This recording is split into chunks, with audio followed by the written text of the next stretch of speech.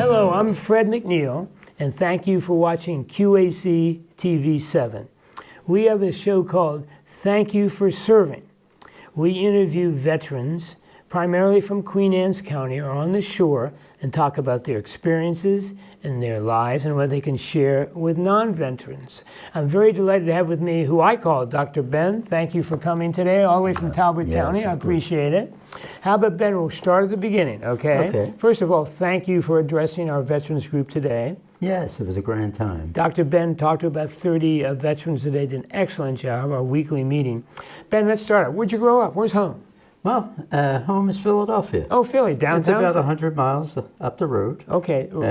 No, I wasn't downtown. I lived in a section of Philadelphia called Kensington. Kensington, okay. Right, and it was largely, well, my parents I grew up with my parents in, a section that was quite to the west of town, but to where I lived. But I only stayed there for about a year or two, so I was almost an infant. Oh, and they moved you? We moved to Kensington, yes. Okay, to Kensington. And, yeah, so it was largely, we came from a largely Italian section of Philadelphia. But then when we migrated up into the more central part of Kensington, it was largely Irish. Oh, Irish. So you went from Italian. I'm half Irish and half Italian. Right. So I was aware of that. Oh, you're in trouble. Yeah. Okay.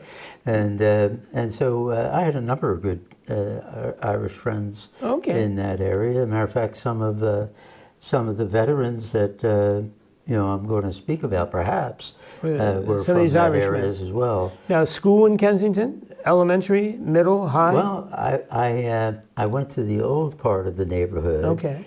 At a Catholic school called Mother of Divine Grace. Oh, right. Yes, and we had, and I did graduate from there.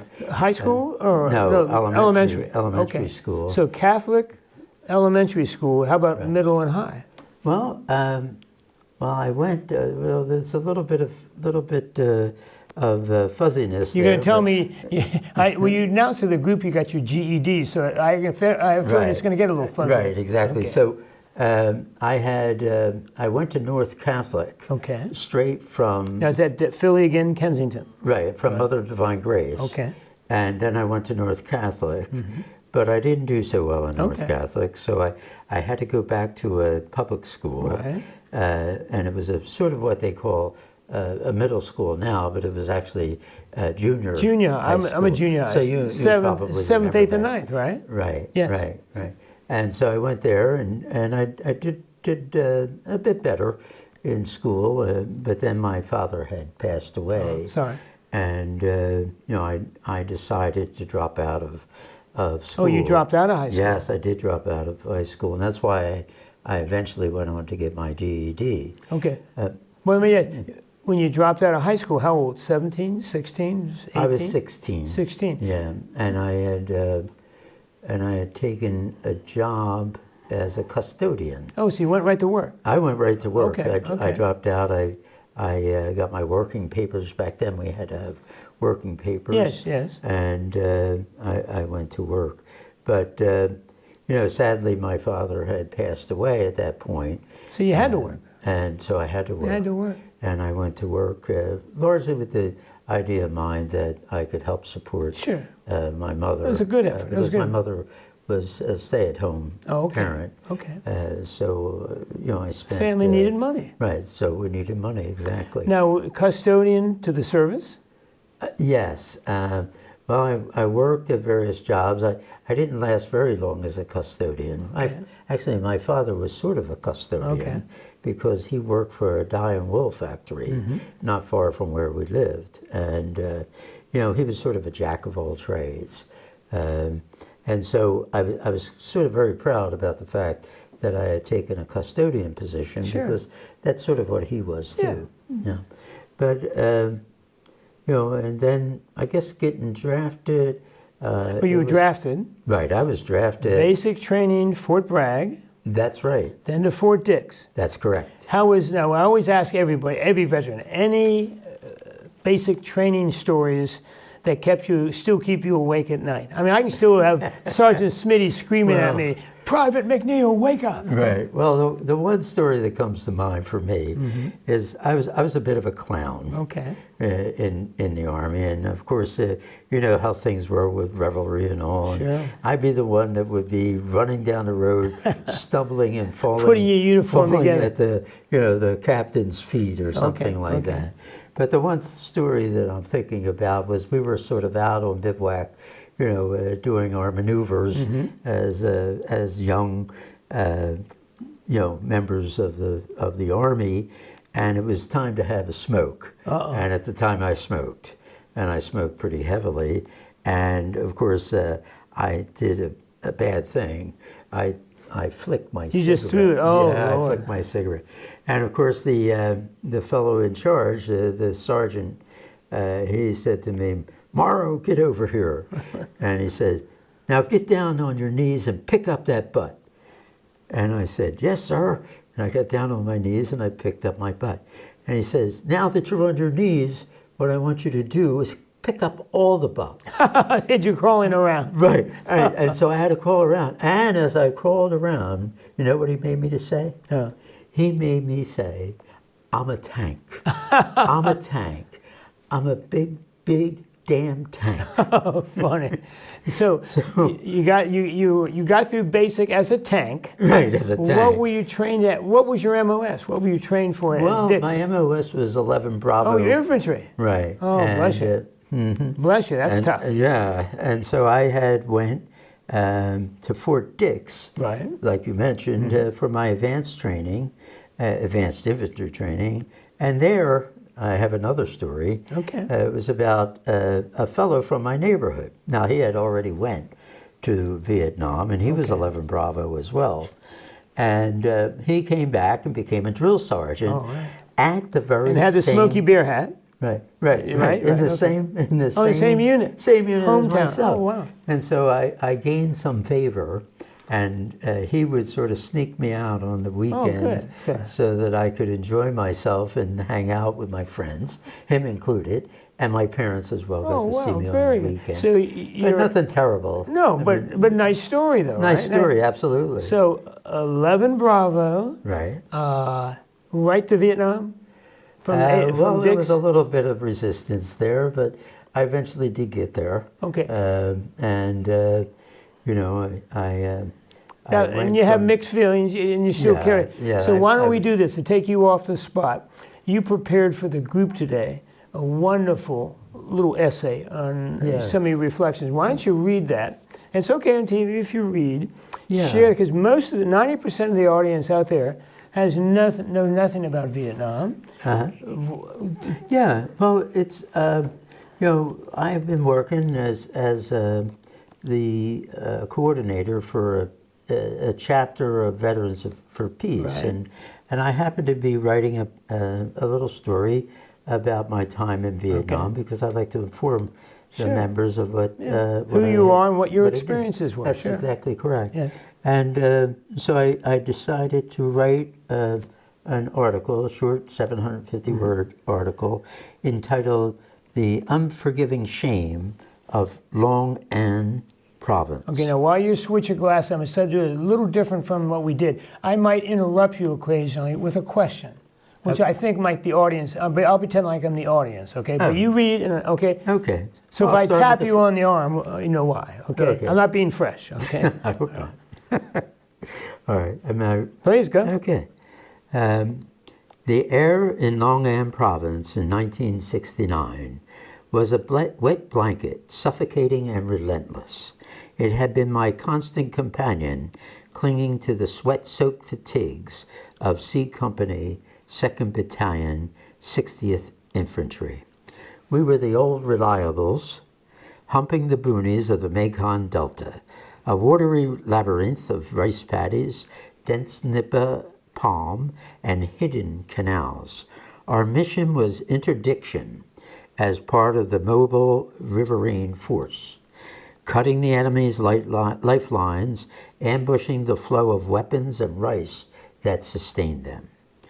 2 to 3 days blurred into cycles of patrol, set up, wait, conditions too wretched to withstand beyond 72 hours. The silence of the Delta was rarely truly silent. It hummed with the sound of the FU crickets, the anger of the large red ants, blood-sucking leeches, the distant thud of artillery, and the constant unnerving whisper of unseen moving. Welcome to Vietnam, right? This is exactly so.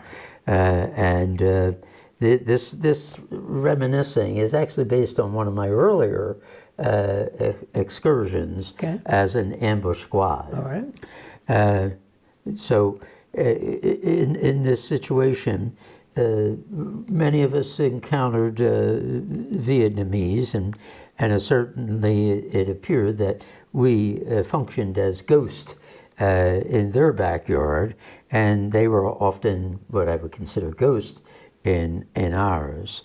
And so we were friends by day and enemies by night. Ambushes were our bread and butter, tuned for the ambushes were bread and butter, hours of motionless vigilance. So standing still, watching, right? Looking, see what was out and what was happening, right? Right, exactly. Because one had to be on the lookout, and it was very difficult to discriminate between who might be the good guys or the bad guys. Right, simply enough, the good guys and the bad guys. And so we were always straining our eyes to see, and it was very hazy there. We had to maintain motionless vigilance. Absolute silence, absolutely. Right. And we'd have to, be on the lookout, even for something as minute as the telltale splash of a sampan making its way along, a canal, or the snap of a twig if we were setting up at night for the ambush. Somebody's coming. Someone stepped and made a noise. Right. So we had to be very alert. Most people don't realize it was very stressful that way. How you're on 24/7. You really have to be, right? Right. You have to be. Right. 24/7. Any strange noise, any strange, hey, this is suspicious. Right. I'm sorry. And that's what contributes to a lot to the stress. PTSD, and we want to talk about that stress and how it's affected the veteran. And so when contact came, though, it was sudden. Certainly sudden, brutal. You go right. The audience needs to know. In Vietnam or any combat situation, you go from 0 to warp speed. Right. Boom. Right. And so it was very, very, very brutal, and it could be over in a matter of seconds. Where there might just simply be, a flash of automatic fire and grenade explosions. Because a lot of times, when we set up on the banks of a waterway, what we would have to do is, if they were transporting, some weaponry or food or other resources down the canal, we would simply toss a grenade into their boat. And that could end it. And, well, pretty much it ended. You blow the boat up and tragically the human beings, right? It was much more horrific than that. Yes. Actually, what would happen is that they would jump out of the boat, which is a horrible thing to do, and it was a horrible thing for us. Because what happens is the tossing of a grenade into the water is an extraordinary and excruciating event for the person that's trying to escape the ambush. And so it could literally blow out their eardrums. Very, the concussion, right? Very brutal. So in many ways it was a shameful feeling. It's war. It was war. Hollywood has made us think. Look at we never. I never criticized the warriors, but the war itself is disgusting. It is. There's no. I'm sorry.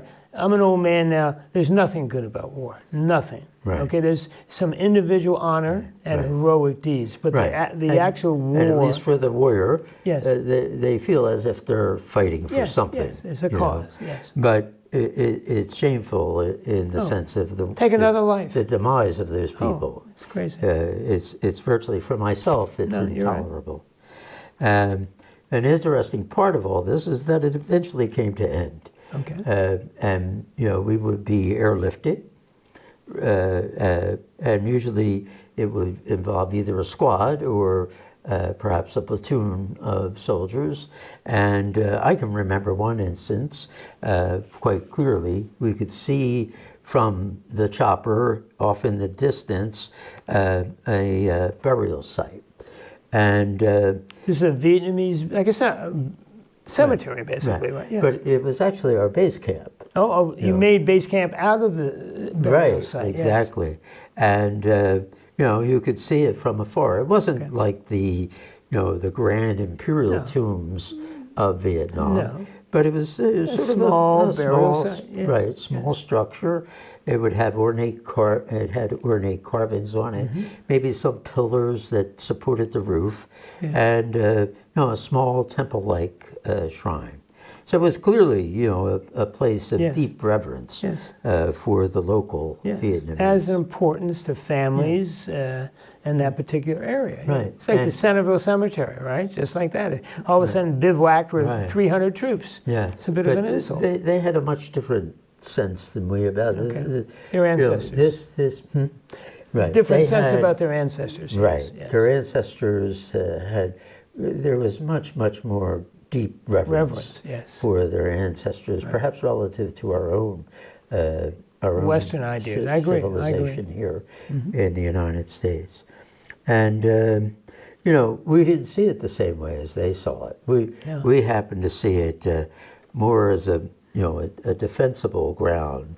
It was high ground, and you're protected. Right, yes, you're protected, and you're kind of on dry ground, and it's solid, and it was, but it was still home. Yes. It was home, but home within a horrific war. It was your safety. It was a safety zone for you, right? Right. But it was a safety, and it also served, and for us as troops, it served as a headquarters, a mess hall.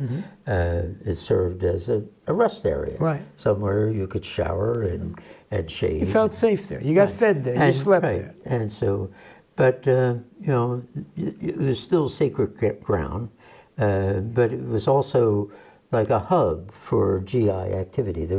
There were military personnel all over the place. Yes. Dozens and dozens and dozens of military folks, all with a similar goal in mind as part of the fighting a war. You're fighting a war. Right. Yeah. Right. And that would go. We would find some relief within the base camp, but that would end. And then there would be just another cycle of that enstarment that we talked about. Setting up and waiting and then attacking, ambushing the enemy.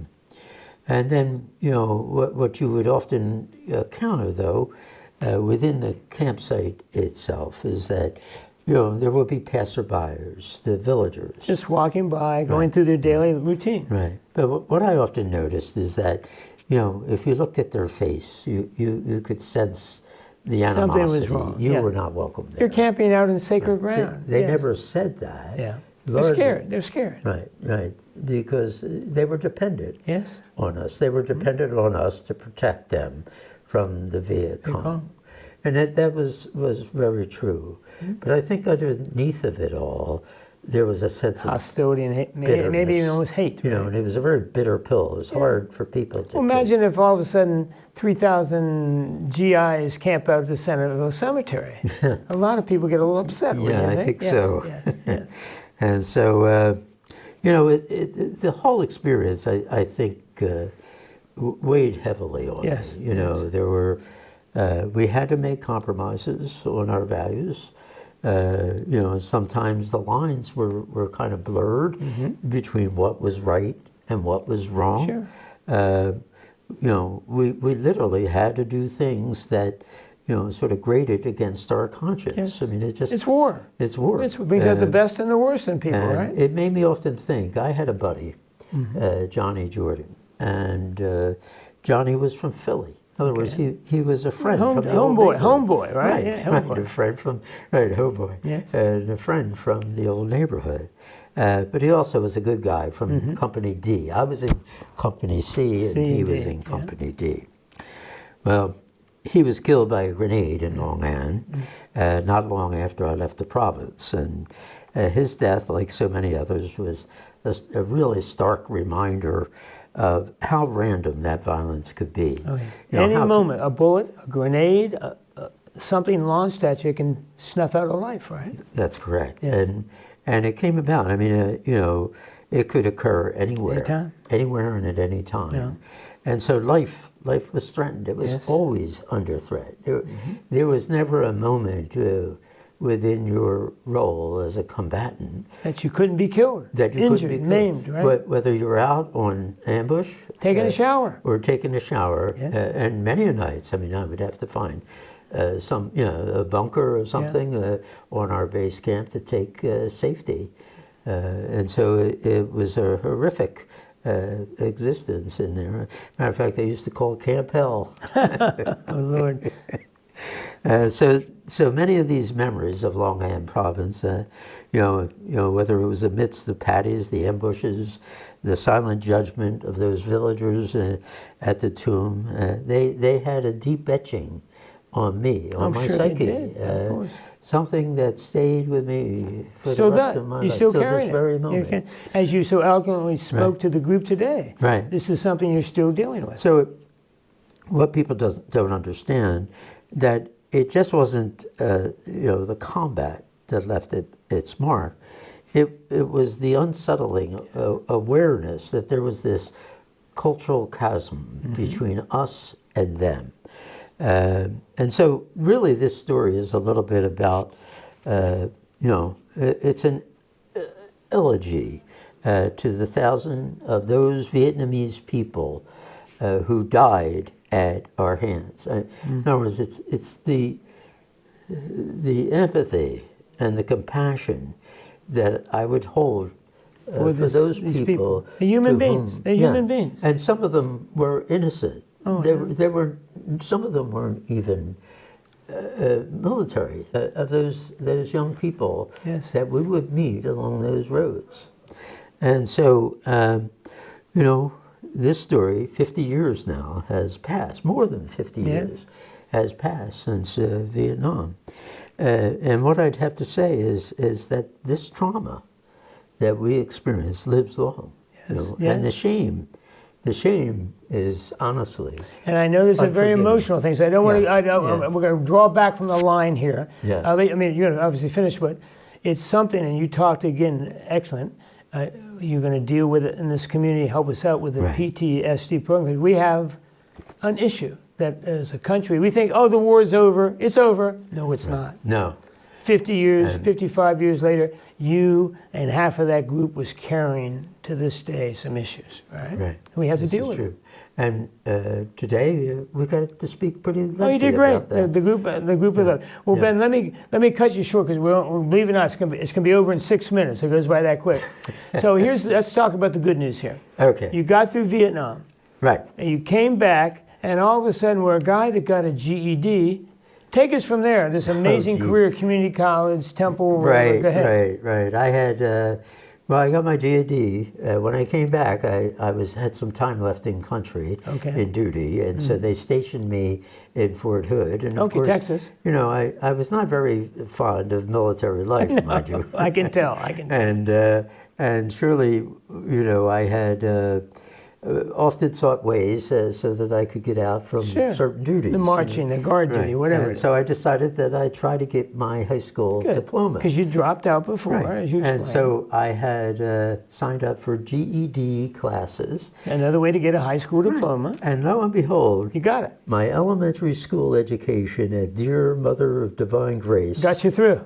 was sufficient to get me through that high school That's an endorsement of test Catholic schools. You for realize GED. And they tested me on my English, they tested me on my science. And you passed them all. I passed them all. Terrific. And so what I did from there is I parlayed all that. Okay.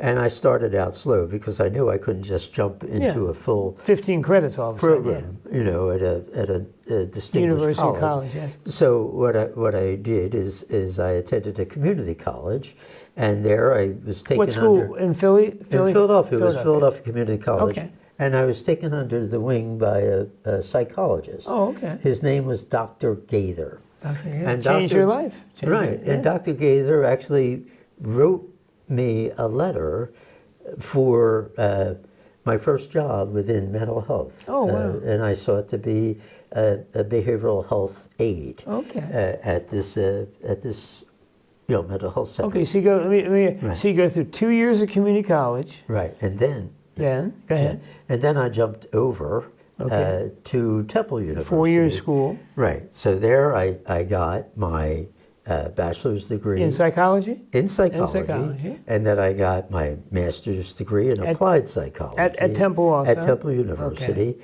And then I got my doctoral degree. And you went straight through? I went straight through. BA, MS, PhD. And you know what I can say? What can you say? Something humorous. I, like Bill Cosby, chose Temple. Okay. Okay. All right. So you've got you're a doctor Ben now. Right. Okay. What direction do we go from there? Well, from there, I had taken a position as a postdoc. Okay. At University of Pennsylvania. All right. So that was a prestigious position. Ivy League school, great school. And I was affiliated. I actually operated and directed a laboratory where we were developing pediatric models of problematic And that's how you got behavior. into pediatric psychology, obviously, right? And so we were working at the Children's Seashore House because that was the connection between my laboratory and the pediatric hospital called Children's Seashore House. Okay. And there we treated children who had severe, and I mean very severe, behavioral problems. That was difficult, and we approached it from a very behavioral perspective. So you spent a career in child psychology. This is true. Okay. How many years? Well, now, I guess if I were to consider it postdoctoral, it would have been roughly 33 years. 33 years in but child I worked psychology. before that as a bachelor's level. And, okay. So you different degrees, different jobs. Yes. Okay. Now let me ask you this, because we only got about 2 minutes left. Now you're very involved with Veterans for Peace, a group I've been a member of probably 30 years. Yeah. You've started a chapter in Easton. That's correct. And now you're going to assist the Queen Anne's County community in helping some of our veterans who have PTSD problems. Yes. Now let me ask you, because I've never asked you this, how do we go from child psychology to that? Obviously you're a veteran is one of the answers, but how'd you make that leap? Well, trauma is trauma. Right. Whether it's trauma in relationship to the child or whether it's trauma in relationship to the veteran. Mm-hmm. So what I've learned along the way, I've learned things about such matters as impulsivity. I've researched topics of learned helplessness, and I've also examined scientifically matters of self-control and impulsivity. So they blend. They blend perfectly. Okay. They overlap ideally, actually, with individuals who have life problems related to post-traumatic stress disorder. Well, what was the first thing I told you when we started this show? This will be the quickest 30 minutes of your life. Ben, we're almost done. Well, first of all, thank you for addressing our group that meets every Monday at the Legion, Veterans Information Center. You did a great job. Thank you for this show. And I'm going to warn you, you'll become a celebrity. Are you ready for this? As psychology, a PhD in psychology. I'm afraid I'll be getting a lot of letters. Okay. Yeah, don't ever do it again with Fred. Ben, thank you very much, first of all, for your service, and thank you for helping us out as a community with the PTSD You're problem. You're a good man, and I love working with you. Oh, thank you. My name's Fred McNeil. Thank you for watching QAC TV 7. My time's up. Thank you for your time. We're going to see you next time. Have a good day and good luck.